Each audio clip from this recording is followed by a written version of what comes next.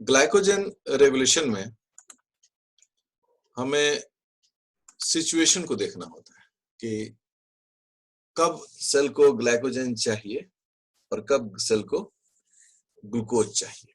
बस अगर इन दोनों चीजों पर हमारा ध्यान रहे तो इसके रेगुलेशन को समझने में हमें कोई बहुत झंझट नहीं होता है। तो रेगुलेशंस में जो हम लोग रेगुलेशन देखते हैं तो किसका देखते हैं? Regulation of two such enzymes. कौन कौन से ऐसे एंजाइम्स हैं?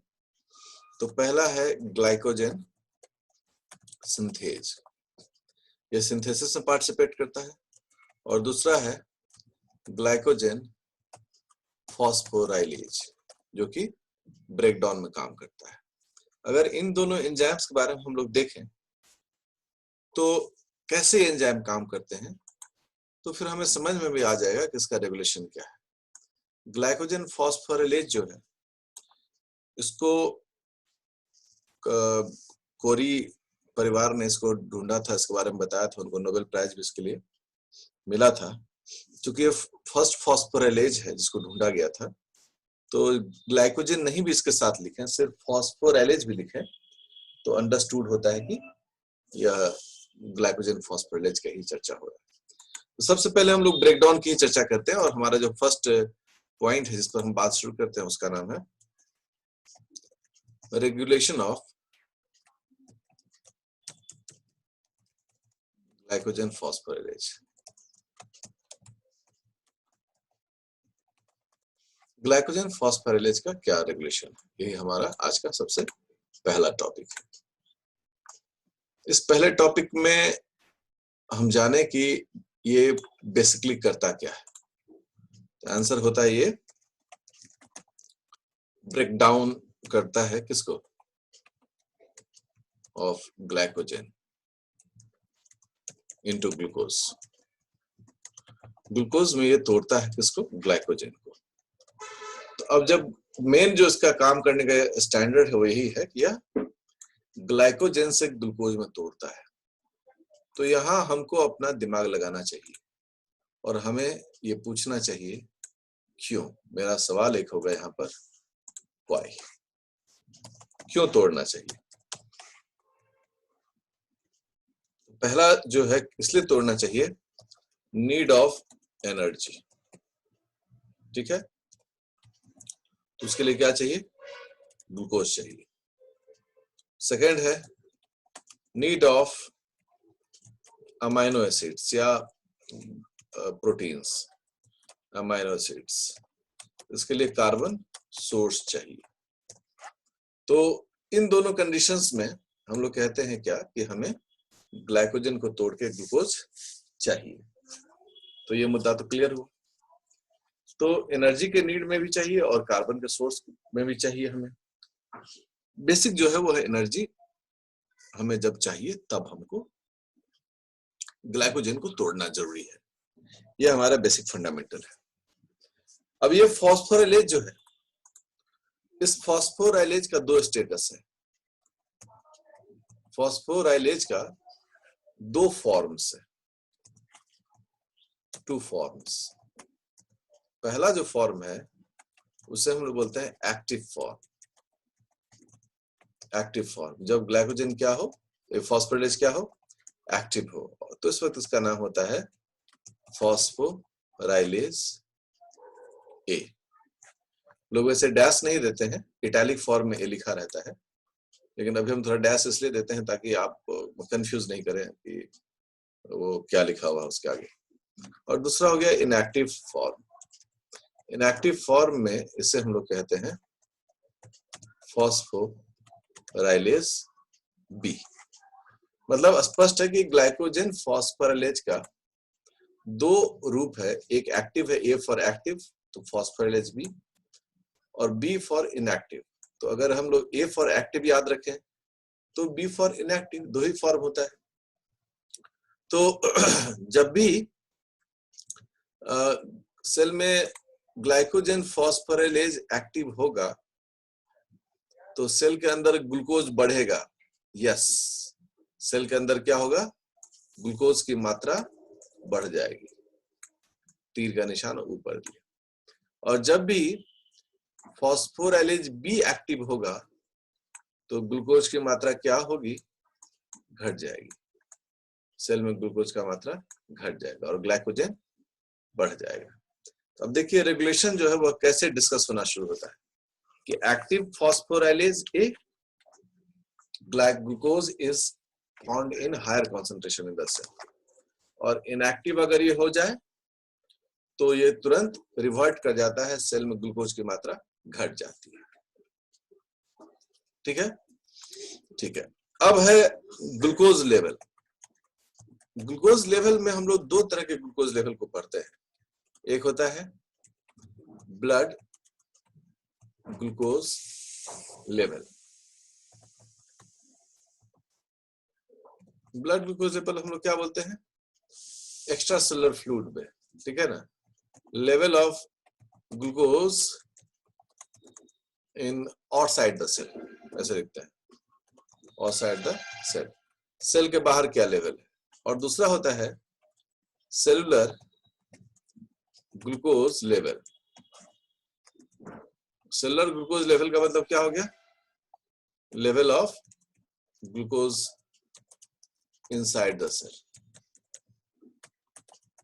तो ये दोनों बहुत मतलब है भाई, दोनों का, दोनों जो दो लिख रहे हैं बात, वो कोई सामान्य बात नहीं है। एक है ब्लड ग्लूकोज लेवल जो कि सेल के बाहर है, और दूसरा है सेलुलर ग्लूकोज लेवल जो सेल के अंदर है। और ये दोनों लेवल जो है उसका दो एकदम अलग अलग मायने। हो सकता है कि ब्लड में ग्लूकोज नहीं हो लेकिन सेल में ग्लूकोज ठसाठस भरा हुआ हो सकता है कि ब्लड में ग्लूकोज बहुत ज्यादा हो और सेल के अंदर ग्लूकोज हो ही नहीं। तो ये जो दोनों कॉन्सेप्ट है इसको एकदम पकड़ के चलना है, इसको किसी हाल में भी भूलना नहीं है। जब भी आपसे कोई पूछे ग्लाइकोजन मेटाबॉलिज्म, ग्लूकोज मेटाबॉलिज्म, तो आप सबसे पहले यह सवाल पूछिए कि आप ये ग्लूकोज का लेवल कहाँ बता रहे हैं, ब्लड ग्लूकोज लेवल में या सेलुलर ग्लूकोज लेवल में, तब हम अपना निर्णय बताएंगे। ये बहुत इंपॉर्टेंट है। जैसे आप देखिए इंसुलिन, ग्लूकागॉन, हमेशा वहां लिखता है कि इंसुलिन ब्लड ग्लूकोज रेगुलेटर है, यह ब्लड में ग्लूकोज की मात्रा को रेगुलेट करता है, उसको घटाता है। कभी भी आप नहीं सुनेंगे कि insulin is cellular glucose regulator, यह सेल के अंदर में ग्लूकोज को रेगुलेट करता है, कभी नहीं करता है। ठीक है, डायरेक्टली तो कभी करता ही नहीं है, है ना, और परोक्ष रूप से कई तरह से यह कार्य को स्टिमुलेट कर सकता है। तो ये जो है ब्लड ग्लूकोज लेवल और सेलुलर ग्लूकोज लेवल है। अब देखिए एंजाइम का स्ट्रक्चर जो है वो हम लोग बनाते हैं, और देखिए कैसे इसका रेगुलेशन पढ़ा जाता है। ठीक है,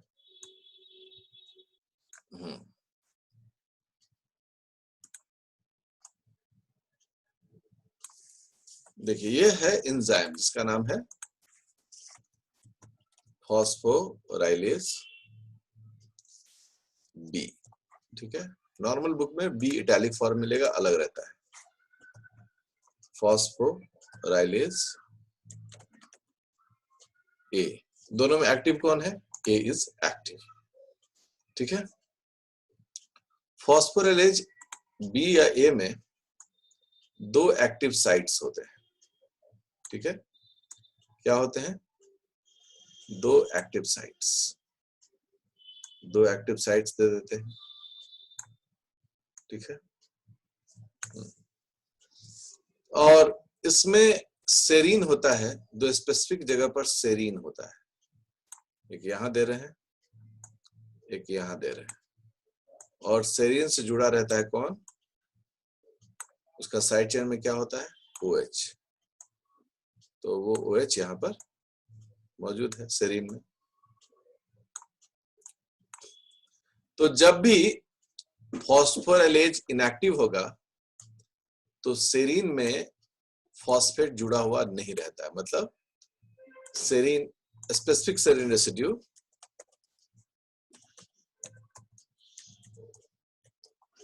specific serine residues are dephosphorylated। वो क्या है, डिफॉस्फोराइलेटेड है। लेकिन जब यही कांड हम लोग एक्टिव में पढ़े तो फिर मामला पलट जाता है। ये सेरीन है और यहाँ भी सेरीन है। इस सेरीन में क्या है कि यहाँ पर जुड़ जाता है कौन, फॉस्फेट, ठीक है, फॉस्फेट जुड़ गया। यहाँ पर भी कौन जुड़ गया, फॉस्फेट जुड़ गया। तो इसका मतलब है कि एक्टिव तो तभी होता है जब specific serine residues are phosphorylated. तो पहला चीज समझ में बात आई आपकी कि जब स्पेसिफिक पोजीशन में जो सेरीन है वह फॉस्फोराइलेट हो जाएगा तो यह जो एंजाइम है जो कि ग्लाइकोजन को तोड़ता है वह एक्टिव हो जाएगा, और जब उसमें OH जुड़ा रहेगा सेरीन में तो यह इनएक्टिव होता है। अब यहां पर एक तीर का निशान हम लोग दे रहे हैं, इनएक्टिव से एक्टिव बनने की प्रक्रिया।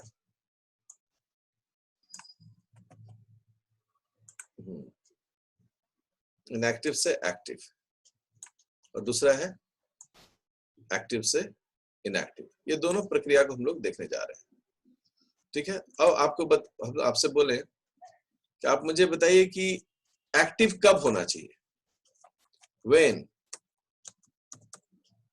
when does the glycogen phosphorylase GPB should be active as glycogen phosphorylase A? कब होना चाहिए, किस कंडीशन में? आपके मन में पहला आंसर आएगा when cellular glucose level is low। सबसे पहला आएगा कि जब सेल में ग्लूकोज लेवल कम हो। Second, cellular demand of energy is high. Cell में एनर्जी का डिमांड क्या हो, ज्यादा हो।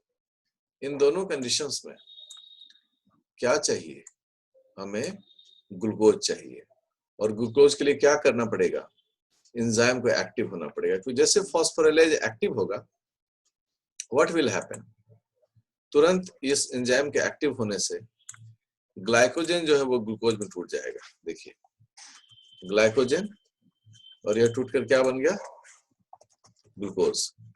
अर्थात है कि जब एंजाइम एक्टिव होगा तो सेल के अंदर ग्लूकोज की मात्रा क्या होगी, बढ़ जाएगी। ये रिएक्शन कंडक्ट होना शुरू हो जाएगा। इसलिए इस एंजाइम का रोल बहुत इंपॉर्टेंट है और ये हमें जानना चाहिए।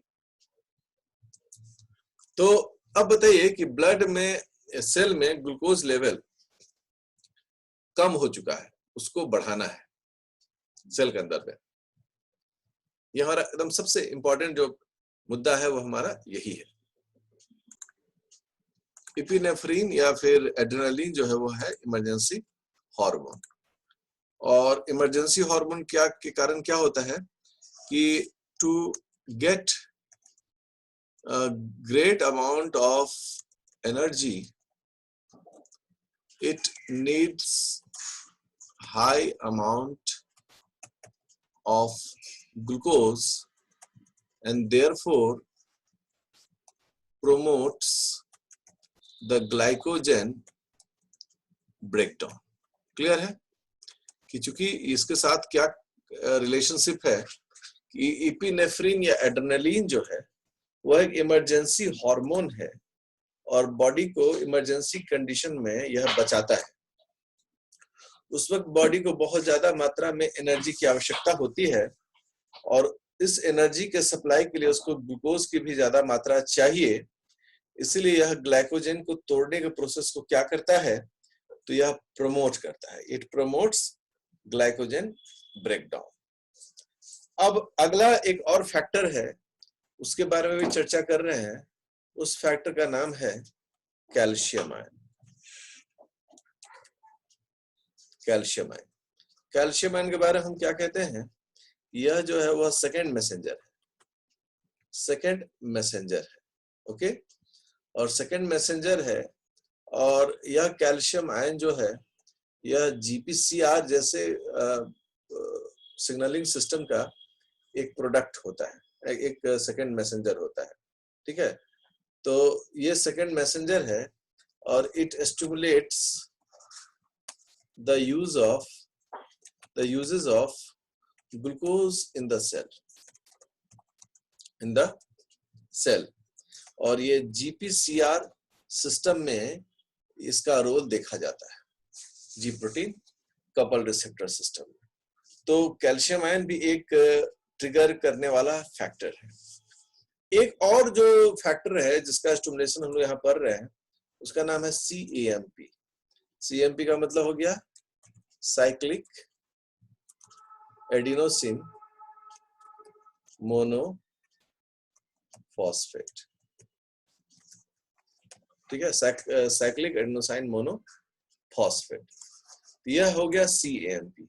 अब CAMP का क्या है भाई, CAMP का क्या इशू है? तो हम लोग ऐसे में अगर सामान्य रूप से कहें कि अगर टेक्निक बोले तो CAMP का कॉन्सेंट्रेशन ग्लूकोज कॉन्सेंट्रेशन के हरदम एंटी प्रोपोर्शनल होता है, ठीक है ना। जैसे CAMP जो है,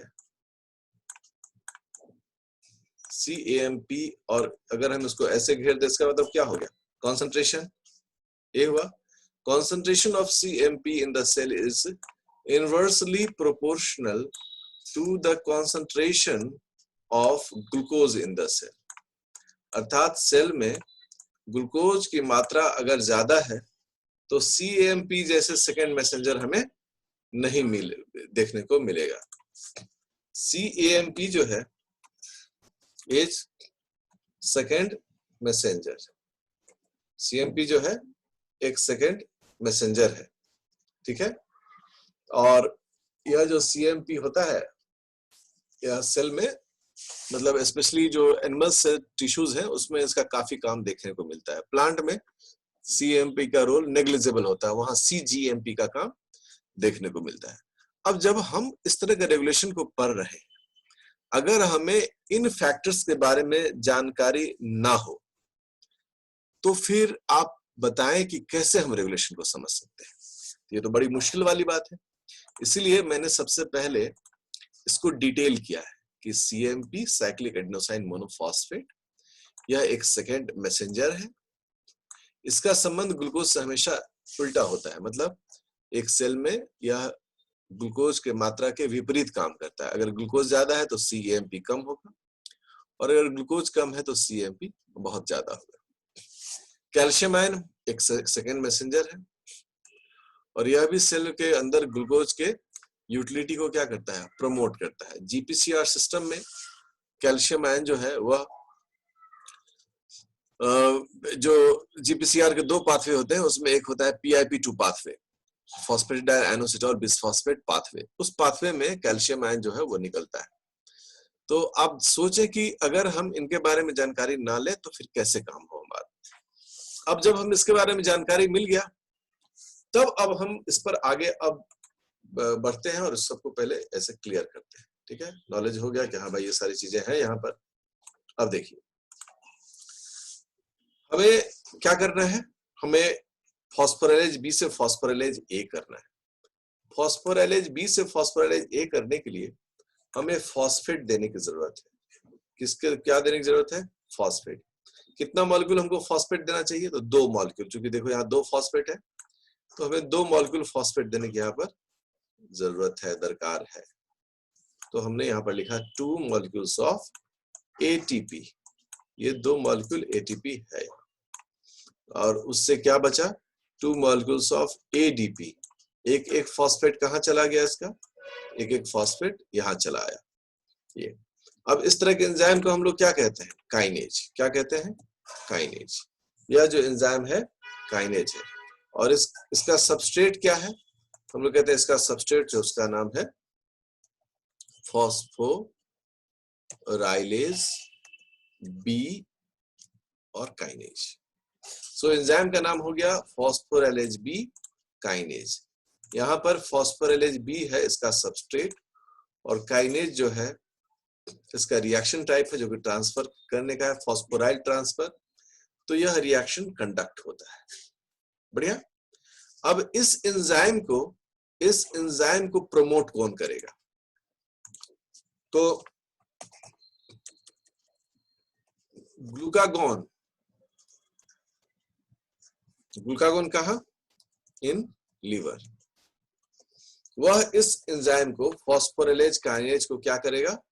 प्रमोट करेगा कि तुम जल्दी जल्दी काम करो। दूसरा एड्रेनालिन या उसे एपिनेफ्रिन भी कहते हैं। इसके अलावा कैल्शियम आयन, इसके अलावा CAMP। ये कहां पर? मसल्स में, इन मसल्स। ये देखो स्मार्ट स्टूडेंट जो होते हैं ना, उनको इन्हीं सब चीजों पर ध्यान देना चाहिए। ये फैक्टर्स तो लिखे जा रहे हैं, लेकिन फैक्टर्स कहां पर ये फैक्टर्स हैं? ये सभी इस एंजाइम को फॉस्फोराइलेज बी काइनेज को प्रमोट करेगा। जैसे ही फॉस्फोराइलेज बी काइनेज प्रमोट होगा, यह 2 ATP से 2 फॉस्फेट निकालकर जोड़कर उसको एक्टिव कर देगा। और एक्टिव करने से क्या होगा कि ब्लड में ग्लूकोज की मात्रा बढ़नी शुरू हो जाती है। ठीक है, तो यह एक बेसिक इसका अप्रोच है। अब जैसे इसका काम खत्म हो गया, अब सेल में या ब्लड सेल के अंदर में ग्लूकोज की मात्रा बढ़ जाती है, तो ये सारा जो प्रोसेस अभी चल रहा था, ये ऊपर वाला काम, ये सब क्या हो गया? बंद हो जाएगा। अब हमको रिवर्ट करना होगा, प्रोसेस को क्या करना पड़ेगा? बैक करना पड़ेगा। और बैक करने के लिए क्या करना पड़ेगा? यहाँ पर बैक करने के लिए यहाँ से फॉस्फेट को निकालना होगा। तो इस 2 फॉस्फेट को हम लोग को क्या करना होगा? निकाल बाहर करना होगा। तो 2 फॉस्फेट में क्या होगा कि 2 मॉलिक्यूल ADP है, उसमें वापस 2 मॉलिक्यूल फॉस्फेट जुड़ जाएगा, तो सेल को वापस 2 मॉलिक्यूल ATP मिल जाएगा। ये लौटते वक्त का काम है, उल्टा काम है। तो इस तरह के एंजाइम को हम लोग बोलते हैं फॉस्फेटेज। क्या एंजाइम का नाम होता है? फॉस्फेटेज। तो फॉस्फेटेज ये अगर इस एंजाइम का नाम है, तो सबस्ट्रेट इसका क्या है? सबस्ट्रेट का नाम है फॉस्फोराइलेज ए फॉस्फेटेज। यहाँ पर फॉस्फोराइलेज ए सबस्ट्रेट हो गया, और फॉस्फेटेज मतलब हो गया रिमूवल ऑफ फॉस्फेट। यह इसका काम हो गया। तो इस तरीके से ये 2 एंजाइम जो है वह एक दूसरे का अपोजिट वर्क करता है, phosphorylase b kinase and phosphatase a kinase. तो यह एक्टिवेशन और इनएक्टिवेशन जो है, वो मुझे उम्मीद है कि आप इसको बिल्कुल अच्छे तरीके से समझ गए होंगे, और आप इसे रिवाइज करें। ठीक है, आप इसको रिवाइज करें, क्योंकि रेगुलेशन तो उसी को समझ में आएगा जो स्टूडेंट अच्छे से एक एक को, ग्लूकागोन है क्या है, जिससे मैंने सिखाया उस तरह से हम रिश्तों को जोड़े कि अगर ब्लड में ग्लूकागोन हार्मोन मिल जाए, तो यह कब है जब ब्लड में ग्लूकागोन चाहिए? तो जब ब्लड में ग्लूकोज की कमी है, तो ब्लड में ग्लूकोज को सप्लाई में देना होगा। तो ग्लूकोज कहाँ कहाँ से ब्लड को मिल सकता है?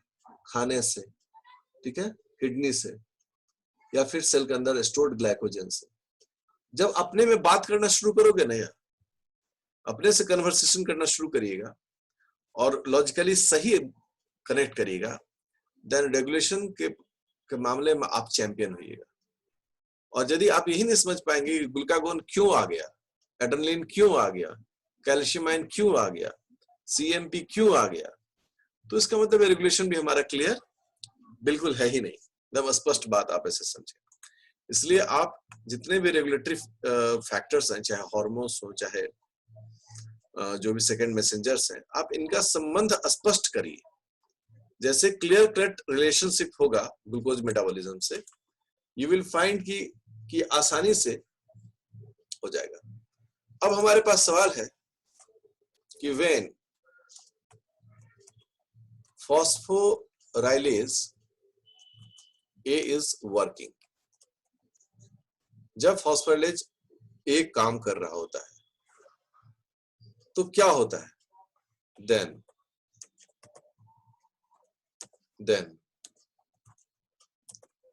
Cell glucose level increases. Cell में ग्लूकोज की मात्रा क्या होगी? बढ़ेगी, तो इंक्रीज करेगा। After a time saturation observed, ठीक है, glucose saturation observed. Glucose saturation मतलब एक समय आएगा जब ग्लूकोज इतनी मात्रा में हो जाएगी कि सेल सैचुरेट होगा। तो फिर क्या होना चाहिए? Then the activity of phosphorylase A shall be off, उसको ऑफ करना है, एंड becomes phosphorylase B, और सेल जो A टाइप है उसको किस में कन्वर्ट करना होगा, B टाइप में। देखिए बहुत ही सिस्टमैटिक लिखा हुआ है। When phosphorylase A is working, जब phosphorylase A काम कर रहा है तो सेल में ग्लाइकोजन टूटकर ग्लूकोज में कन्वर्ट हो रहा है, ग्लूकोज का सदुपयोग हो रहा है, तो ब्लड में ग्लूकोज का लेवल या सेल में ग्लूकोज का लेवल बढ़ रहा है। After a time of glucose saturation, एक निश्चित समय के बाद ग्लूकोज की मात्रा क्या होगी, सैचुरेट कर जाएगी। अब सेल को या ब्लड को ग्लूकोज नहीं चाहिए, तो एंजाइम जो है जो ग्लाइकोजन को तोड़कर ग्लूकोज बना रहा है, दैट इज फॉस्फोराइलेज ए, उसको तो रोकना होगा। जैसे उसको रोकेंगे तो फॉस्फोराइलेज बी में कन्वर्ट हो जाएगा। अब यहां पर एक सवाल आता है, क्वेश्चन यहां पर आता है, how does the enzyme know that glucose saturation occurred, या अकर ही ठीक है ना। कैसे एंजाइम को पता चलेगा कि ग्लूकोज सैचुरेशन हो गया है, ठीक है। सब चीज का अपना एक तरीका होना चाहिए। ये एंजाइम है, इसमें दो साइट हमने बनाया था, ठीक है, एक ये साइट और एक ये साइट। ये जो दोनों साइट है, यह दोनों साइट जो है वह एलोस्टेरिक साइट है। क्या है ये, एलोस्टेरिक साइट है, और इस साइट पर and product binds, that is, जिसको हम लोग क्या बोलते हैं, ग्लूकोज कैन बाइंड। ये वो जगह है जहां पर ग्लूकोज बाइंड कर सकता है। अब जैसे ही ग्लूकोज की मात्रा बढ़ गई, अब देखो जैसे ग्लूकोज की मात्रा बढ़ी, रिजल्ट क्या हो गया कि ग्लूकोज जरूरत से ज्यादा होने से आके यहां पर जुड़ गया, एक ग्लूकोज यहां जुड़ गया और एक ग्लूकोज यहां जुड़ गया। ये दोनों क्या है, ग्लूकोज रेसिड्यू। जैसे ये ग्लूकोज रेसिड्यू बाइंड किए, अभी तक यह एंजाइम क्या था, एक्टिव था, क्योंकि सेरीन पर क्या जुड़ा हुआ था, सेरीन पर फॉस्फेट जुड़ा हुआ था, सेरीन पर फॉस्फेट जुड़ा था। जैसे ये ग्लूकोज यहां जुड़ा, ये फॉस्फेट का जो इंटरेक्शन होता है वो वीक हो जाता है, और अब सेरीन पर क्या जुड़ जाता है, OH। मतलब ये A से कौन सा टाइप में हो गया, B टाइप हो गया। अब इट नाउ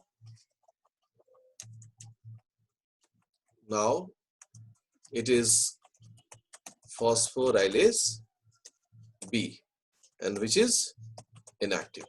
तो जब तक ये ग्लूकोज जुड़ा रहेगा यह एंजाइम क्या होगा, इनएक्टिव होगा। तो आप इस चीज को दिमाग में बिठाकर चलें, एक क्लास और लगेगा इसमें।